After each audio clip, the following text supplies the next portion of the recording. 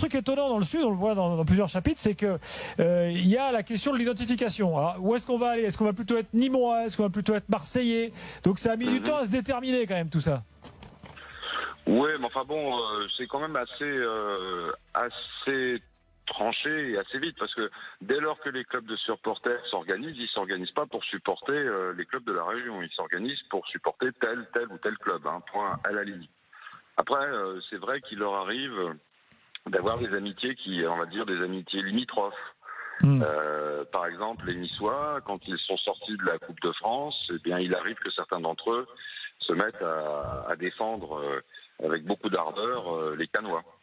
Voilà. Ah oui, alors que 100 ans plus tard, ils se détestent. Ouais, comme quoi, ça va. Voilà. Non, mais c'est ce que je vous disais tout à l'heure sur c'est le régionalisme, une dimension qu'on n'a pas forcément explorée et creusée et qui pourrait établir peut-être, c'est à vous que je pose la question, une distinction assez marquée avec aujourd'hui. C'est qu'il semblerait qu'il y ait des communautés d'esprit supporteristes qui dépassent un peu les clubs. C'est-à-dire que les supporters se reconnaissent entre eux et que, j'utilisais ce terme-là, mais après tout, il me semble pas si mauvais que ça, une espèce de confraternité.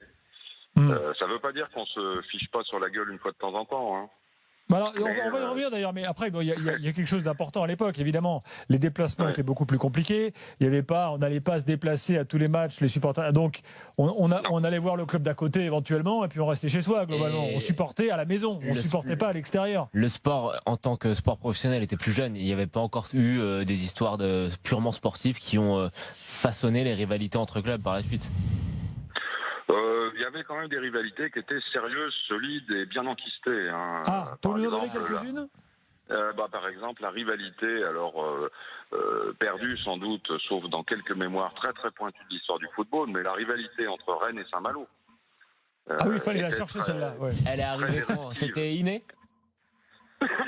C'était lié au tout début du championnat dans les années 1900, où les Malouins, Saint-Servant très exactement, Saint-Servant Saint-Malo avait réussi à attirer chez eux, parce qu'ils venaient travailler sur la côte, toute une escouade d'Anglais qui collait des trempes mémorables aux Rennais, jusqu'à ce que les Rennais s'organisent pour pouvoir rivaliser en fusionnant un certain nombre de clubs, et puis ils ont fini par se partager les titres locaux. Mais il en est resté une tension très palpable jusque dans les années 30. Ce qui est génial dans ce que vous décrivez, c'est qu'il y a tout le temps des parallèles possibles entre la situation du début du XXe siècle et la situation 100 ans plus tard.